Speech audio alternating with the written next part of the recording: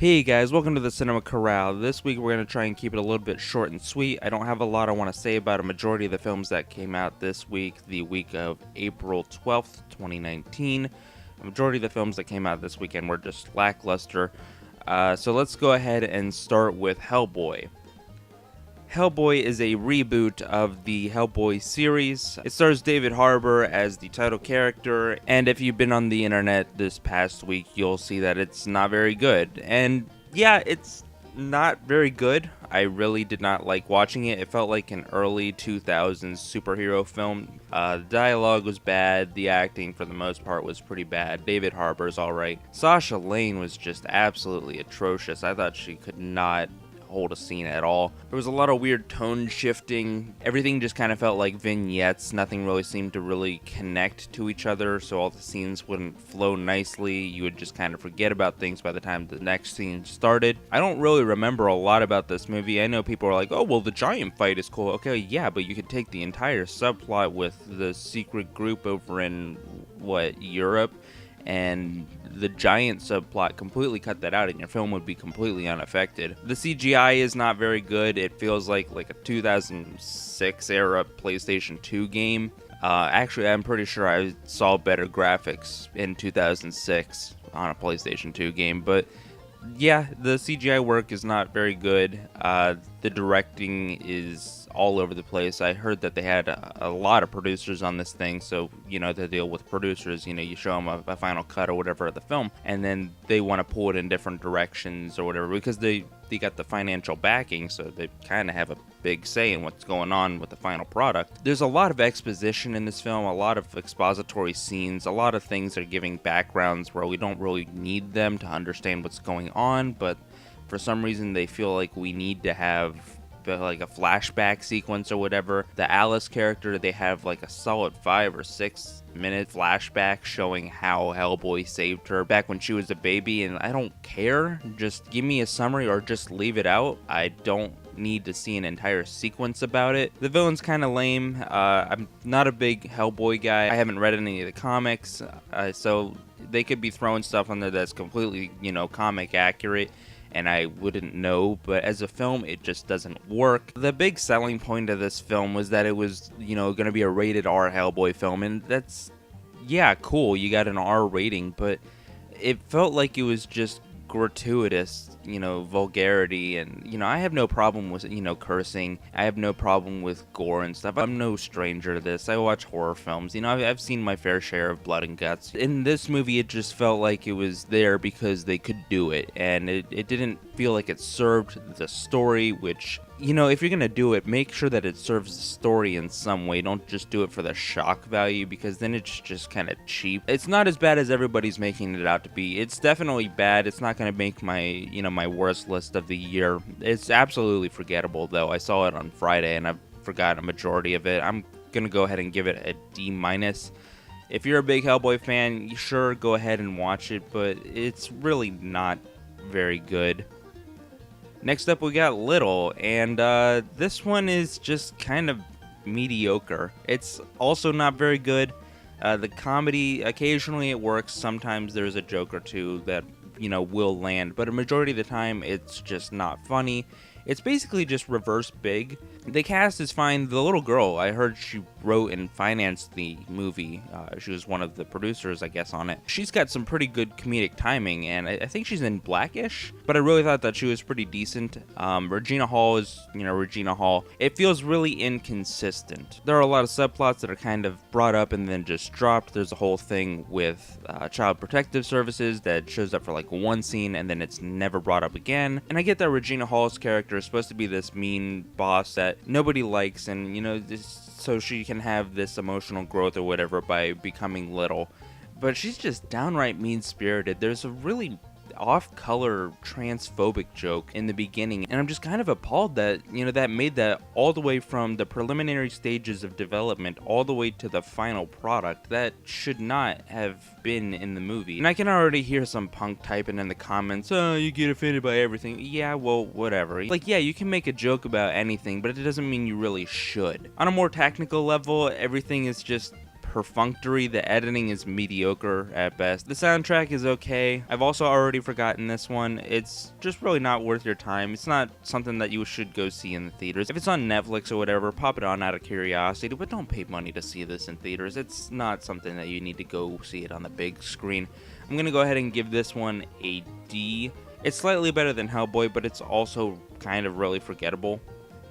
Next up, we got Missing Link, and this is the latest film from Laika. Laika is the studio that's done Paranorman, Coraline, Kubo and the Two Strings. I think I might be forgetting one, but they do fantastic stop-motion animation work. And honestly, I feel Laika is putting out better work than Disney lately. All of their films have heart, regardless of any shortcomings that a film may have. And I love Missing Link, but it does have a few shortcomings. Regardless of any shortcomings that those films have, they have heart, you care about the characters, there's a lot of time and love and effort put into these films. But focusing more on Missing Link, this film is pretty good. I've seen a lot of things where it's like, okay, well, this is a great movie and critics are loving it, but is it going to make the money back at the box office? And the short answer is no. These kind of films don't attract the attention of the wider audience because it's not Disney, it's not Pixar, it's not DreamWorks. People aren't rushing out to see these, and I don't know if it has something to do with the marketing or if it's just, something that parents aren't taking their kids out to see or whatever, but these films don't make the money. And on top of that, there's just this public perception that animated movies are only meant for children, and I think that mindset needs to go. And you can still have a movie that's targeted at younger audiences and still be a fantastic piece of cinema. This film is really enjoyable, and it's a big sweeping adventure. It's very creative. They have 2 or 3 action set pieces that are just really creative and visually entertaining to watch. The character designs are unique and they're fun to look at. The voice acting is superb. Hugh Jackman plays this adventurer explorer guy, and he's out looking for mythical creatures like the Loch Ness Monster and Sasquatch. Zach Galifianakis plays Susan the Sasquatch.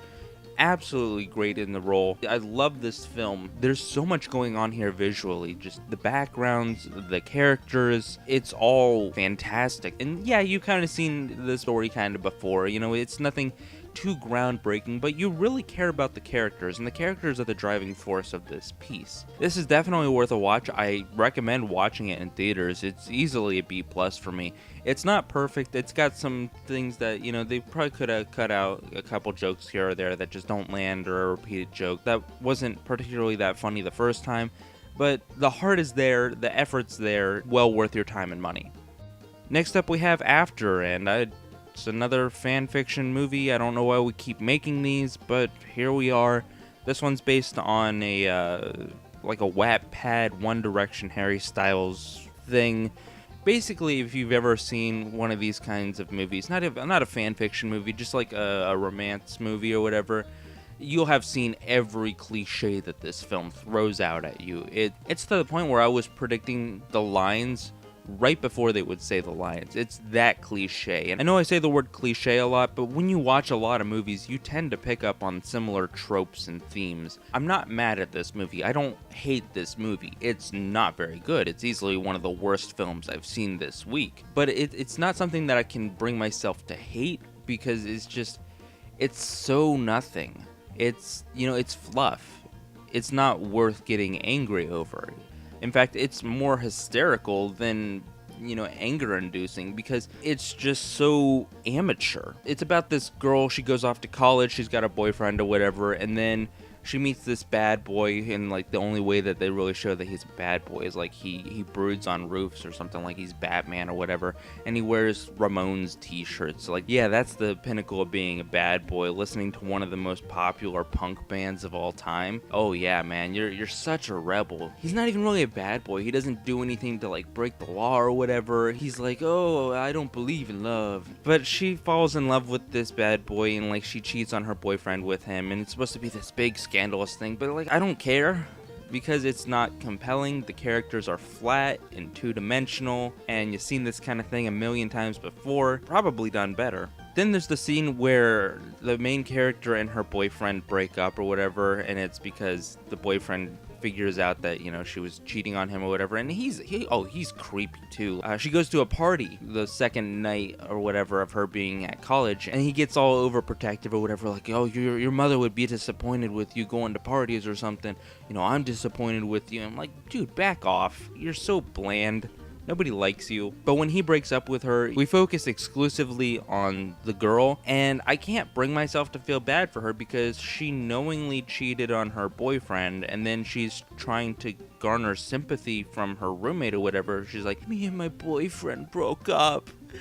And then her roommate's like, come here, come hang out with me and stuff. And we'll do stereotypical post-breakup things. I don't care. It's just flat. The editing is also mediocre. There's a slowed down melodramatic version of Complicated, and it's one of the funniest things I've seen in a movie this year. But it's still very clearly supposed to be a self-insert fan fiction kind of thing where impressionable young tweens can insert themselves into the role of the main girl character. They're gonna get the impression that this is what relationships are supposed to be about. This unhealthy thing that is just kind of shown to us in this movie, and that's not really healthy. And there were two preteen girls, like maybe early teens, that were sitting right next to me. It was a relatively packed auditorium when I went to go see this, and they were like, "Ooh, he's taking his shirt off. He's so hot.